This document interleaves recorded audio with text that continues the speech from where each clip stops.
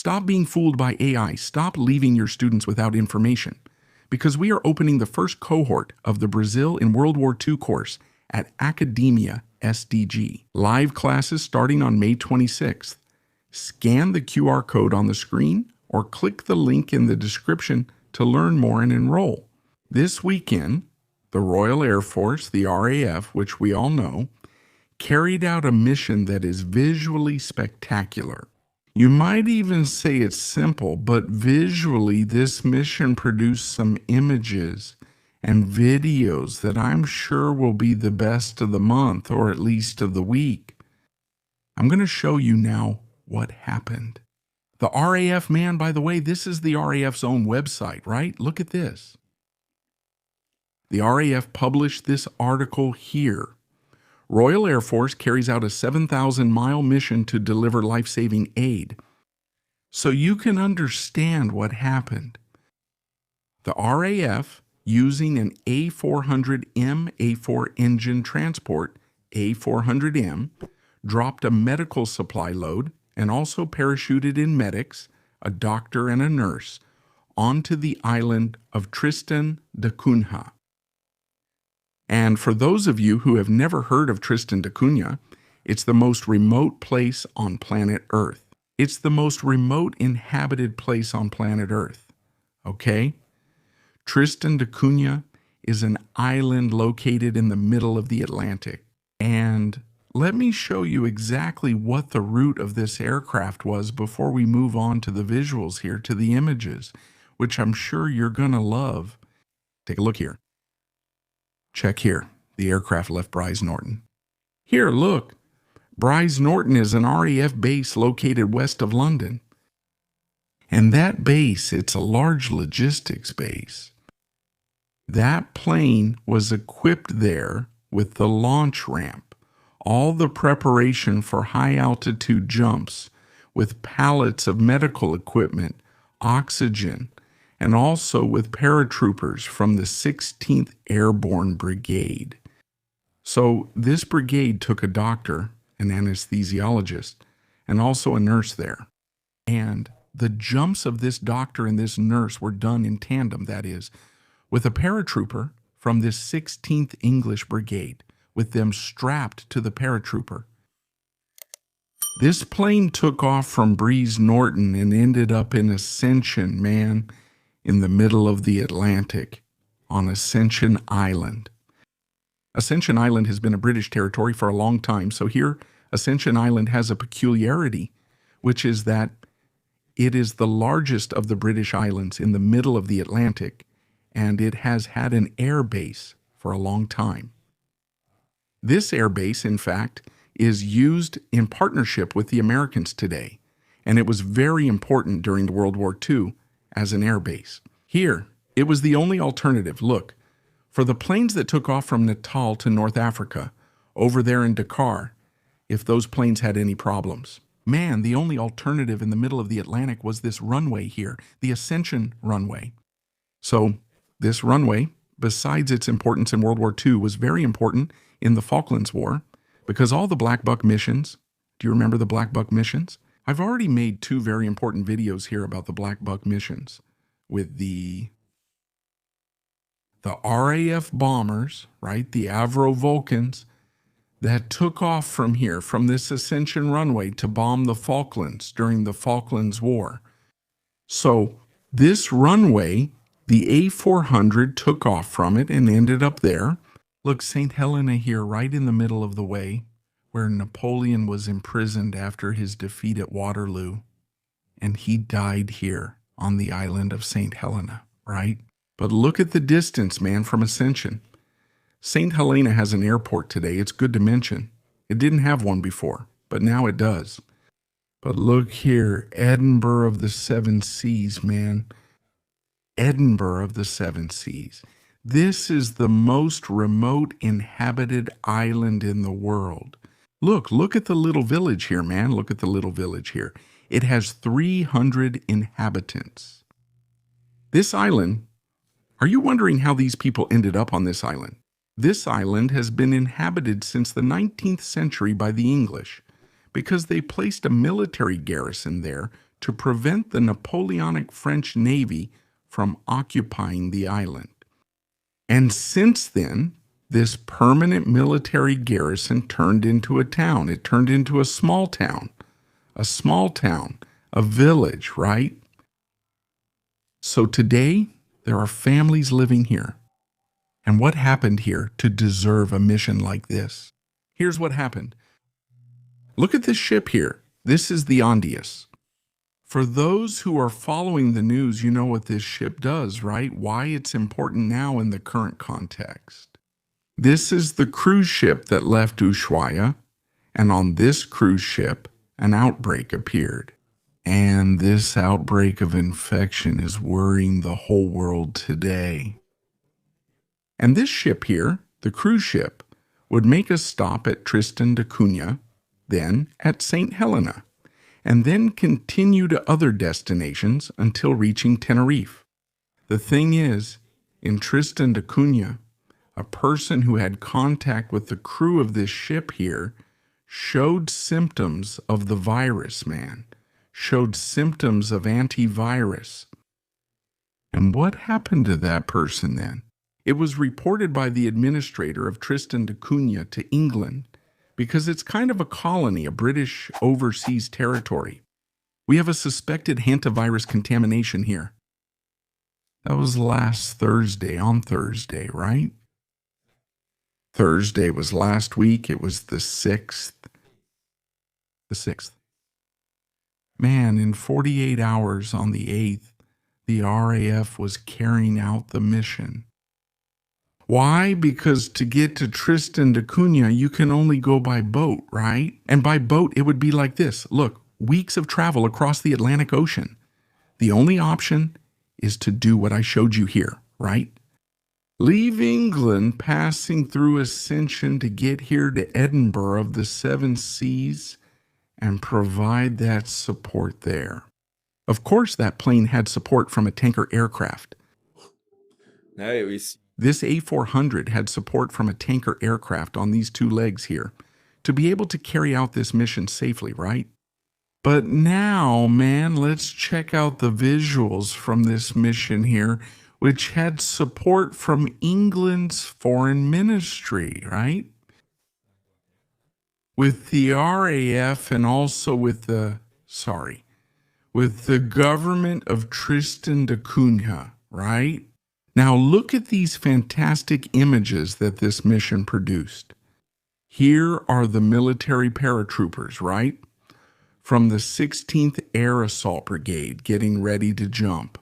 And you can see there's the doctor and the nurse, right?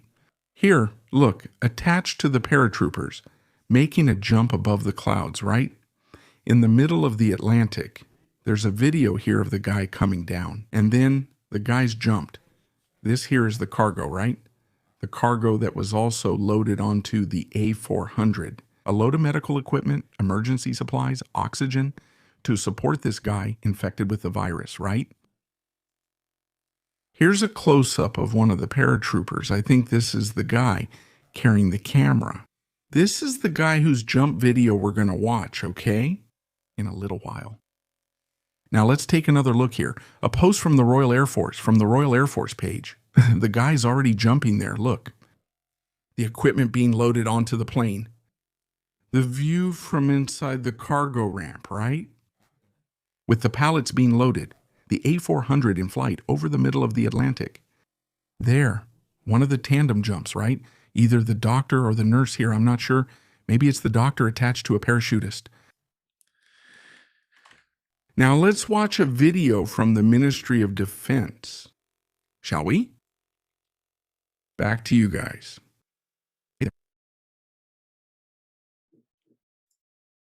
To show how it was.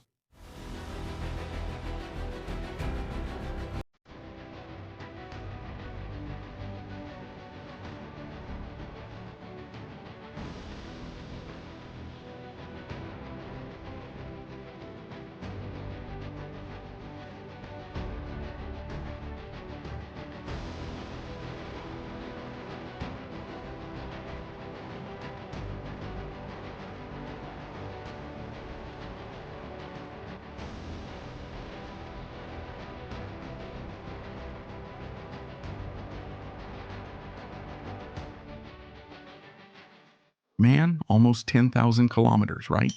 9,788 kilometers from the United Kingdom. It's across, right? Across the entire South Atlantic, an operation. This one, look, it's a video made. It's a video made by the administration there, the Tristan de Cunha tourism page. So take a look. Look how beautiful it is, man.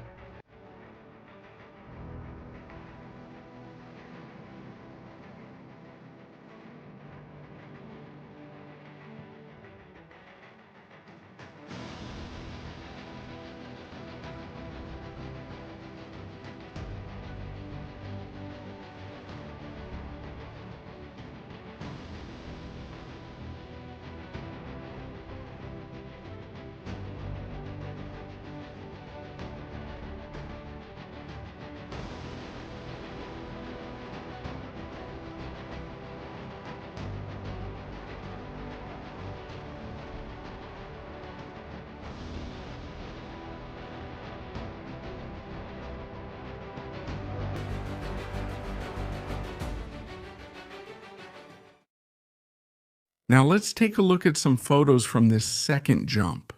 Sorry, from this second pass of the plane, because you notice the following. That the plane made two passes. The A400 made two passes over Tristan, one at a higher altitude. First it dropped the paratroopers. Then it descended, and it made a second pass to drop the cargo.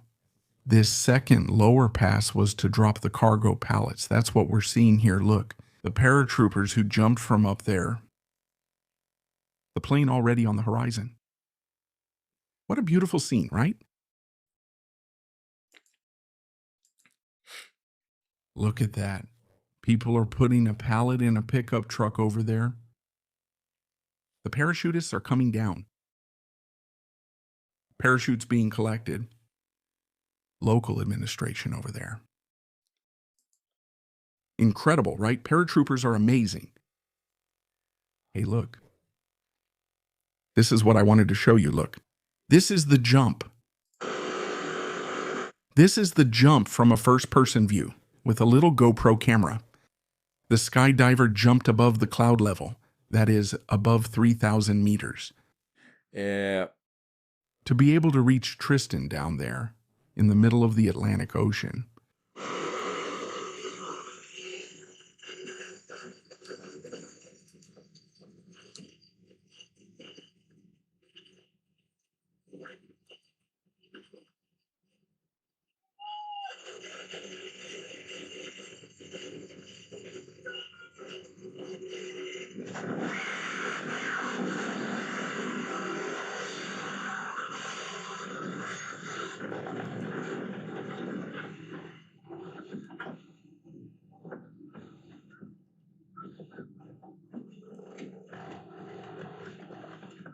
Speed it up a little.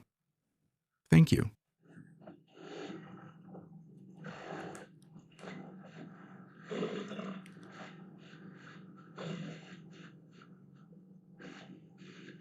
Look when the guy goes into the clouds.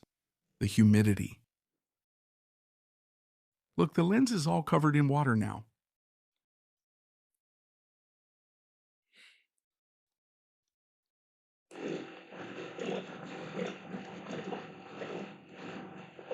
Look how small the island is.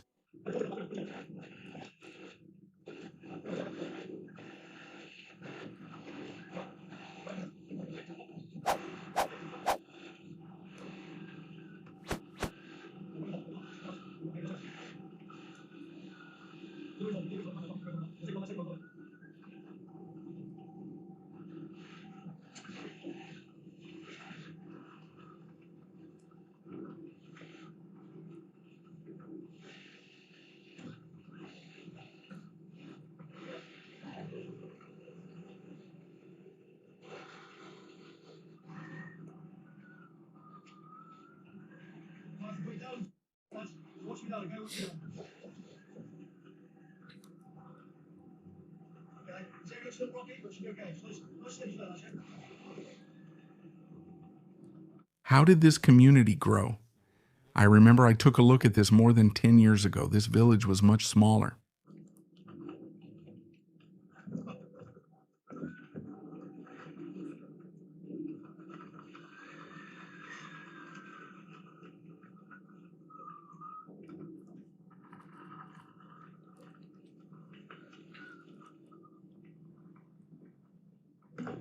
Hey, check this out. Look, the other guys are arriving. Good evening. Good evening.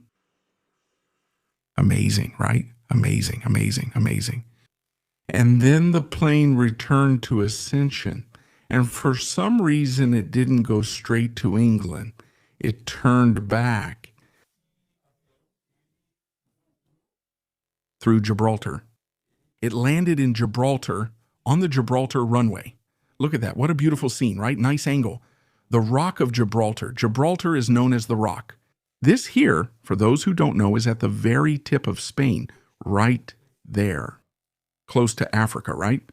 In the district of Gibraltar. So it's an English base, an English possession to this day. And the A400 made a stop there, right? To spend the night before returning to the United Kingdom the next day, right? Which was on Sunday morning, right? So guys, that's amazing. A real demonstration of the operational capability of the Royal Air Force. It generated very positive publicity for the force. It showed that they have the ability to act, right? That they have the ability to respond to emergency demands. And man, personally, I think this is the kind of role that reflects best on the armed forces today in the context of the 21st century, you know? Rescue, responding to emergencies. So the transport force with paratroopers being able to take medical equipment to such a distant place, man, as distant as Edinburgh of the Seven Seas, man, as distant as Edinburgh of the Seven Seas. I mean, it's in the middle of nowhere. Look at this. In the middle of the Atlantic between South America and Africa and Antarctica, right? Exactly. It looks like a triangle. You have this tiny little village here in Tristan da Cunha that received this help, right? So now we follow how this saga is going to unfold, right? And you might be wondering how these military personnel are going to get back. They're going to return by boat, right? A ship, probably from the Royal Navy, will go to Tristan da Cunha to pick up these military personnel. And they'll return either to South Africa or to Ascension Island by boat. And from there, they'll go back to the United Kingdom. But that's going to take a few weeks to happen. If you like this whole story and want to get notifications to see many others, subscribe to Sala de Guerra because I'm waiting for you here every day with new cool content like what you just saw. Don't forget that on May 26th, we start our course on Brazil in World War II, the most complete and definitive course on this topic in Portuguese. Be part of the select group in Sala de Guerra who will learn this from beginning to end and clear up all their doubts with me live. Here, scan the QR code on the screen or click the link in the description to learn more and enroll.